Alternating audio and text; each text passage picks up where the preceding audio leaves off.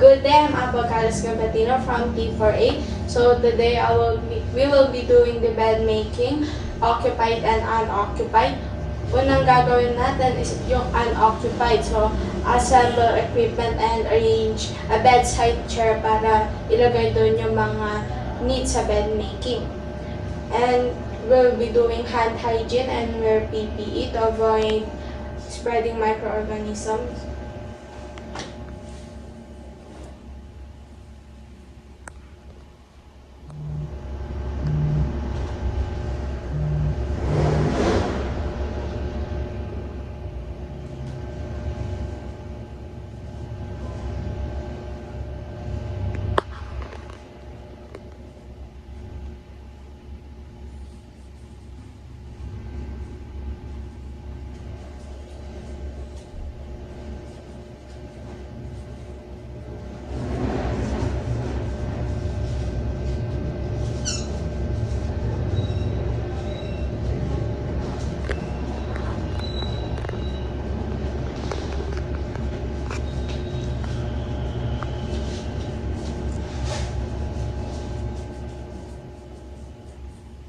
So first na-adjust po natin yung bed below the elbow para hindi po tayo mahirapan and to prevent back pain and muscle pain. So assume na lang po na na-adjust natin yung elbow ay yung bed sa elbow height po.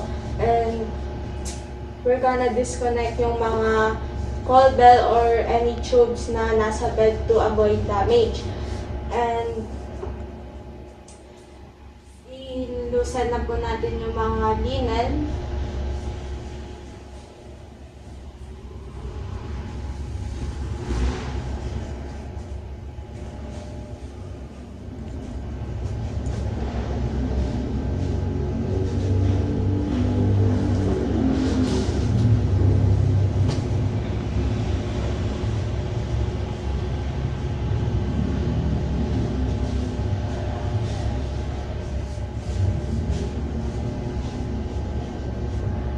And remove gloves and maglagay ulit tayo ng new gloves.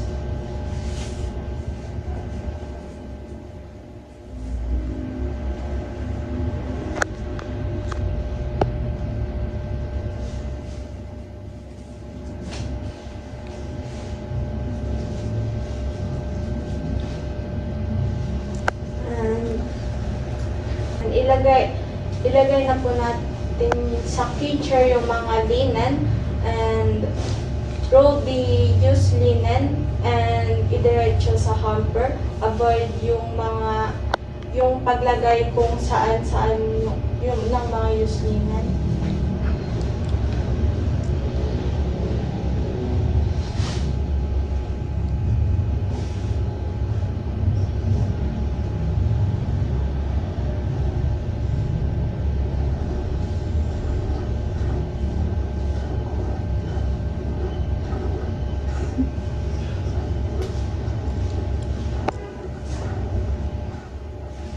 So, magpapalit na ulit tayo ng gloves and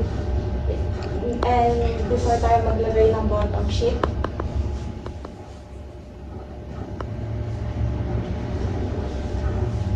And next, isilagay na natin yung bottom sheet.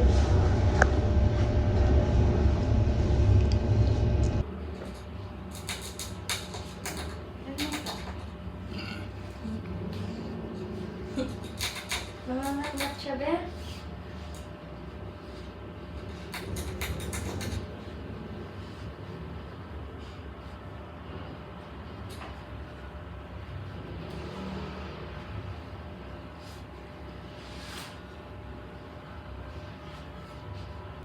And then next, ilagay naman natin yung waterproof pad.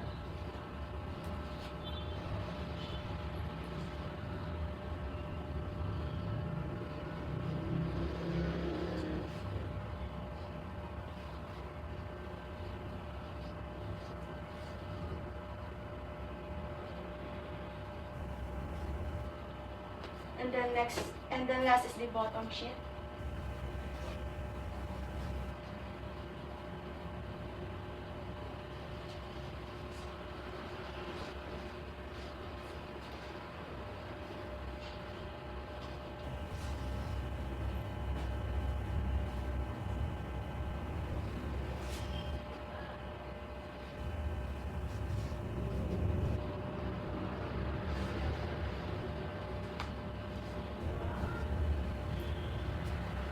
the pillowcase.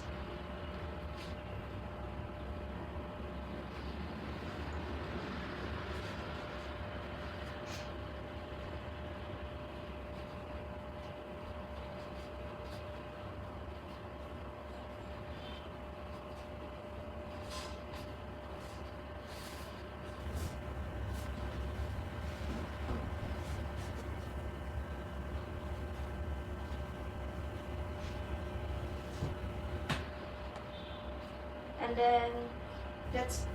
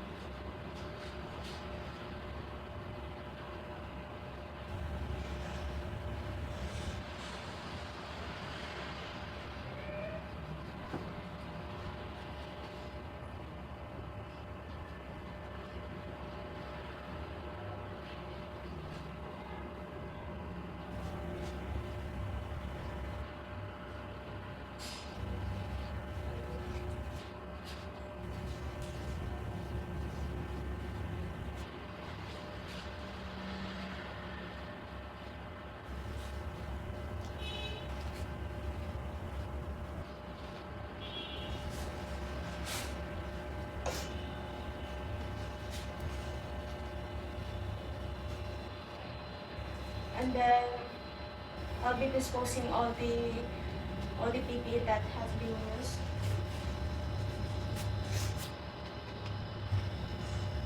And perform hand hygiene.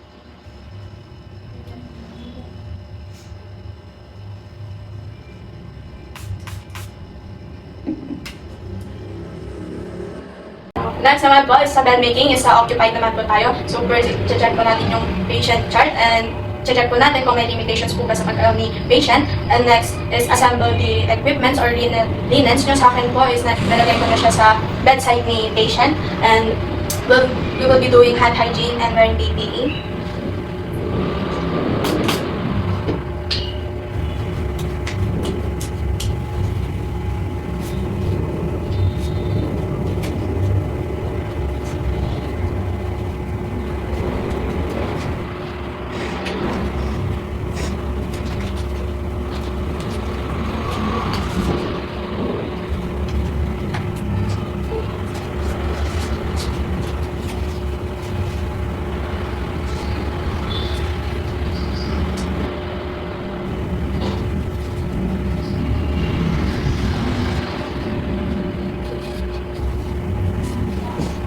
And next is identify na po natin si patient para ma-check po natin kung tama po ba yung patient na ilang-handle po natin.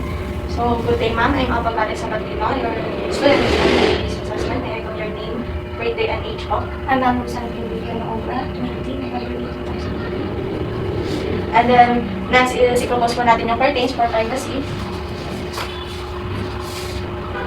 And i-adjust po natin yung bed in working height po natin to avoid back pain or muscle pain po. So, assume po na na-adjust na po natin yung bed and the lower side of the bed po. And next is i-replace po yung blanket kay patient.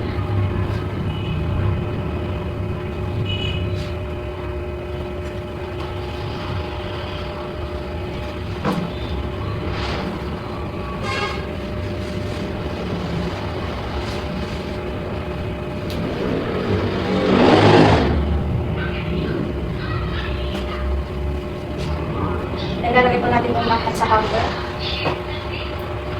And next is, ipapaside na po natin si patient or po-position po natin si patient in 6 position. Hindi po ba natin sign?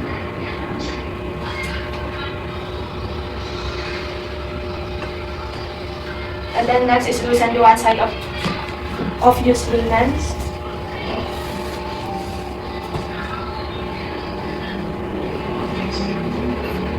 Next is magpapalit po tayo ng gloves.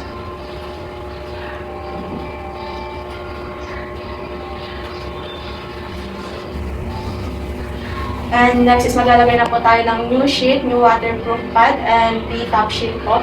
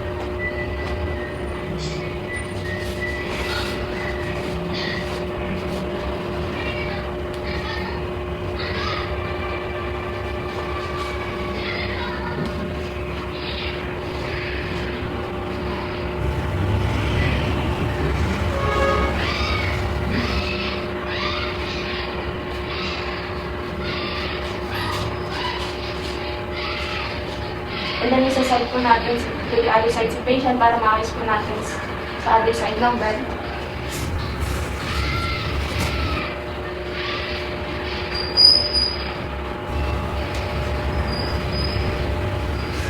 And we're gonna put the used bed sheet to the hopper.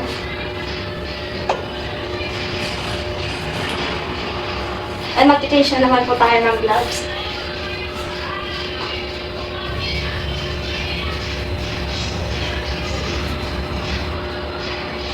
And ayusin naman po natin the other side of the bed.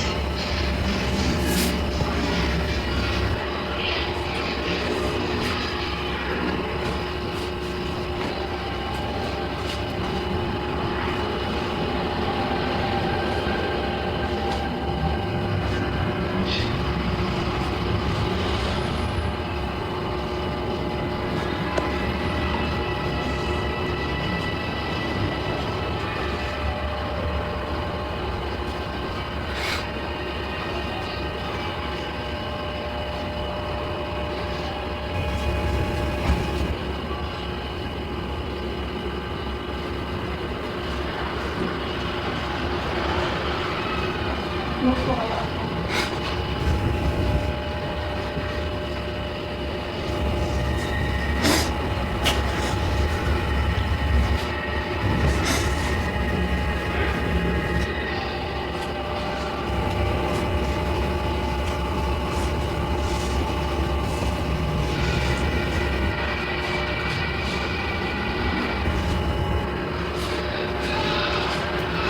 And then, next, magpapalit naman po tayo ng pillowcase. So, ayos na po na.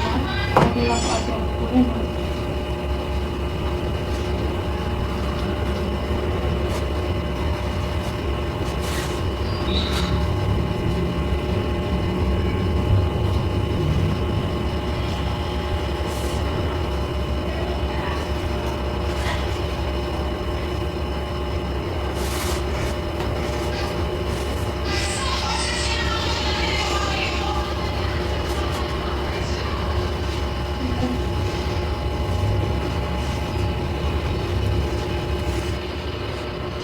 And yung kumot naman po ni patient.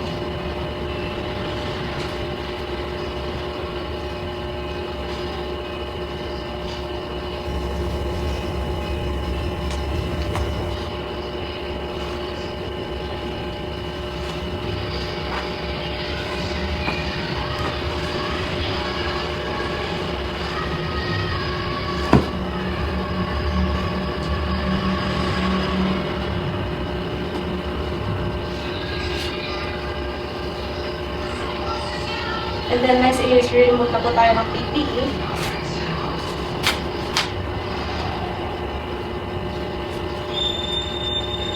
And hand hygiene.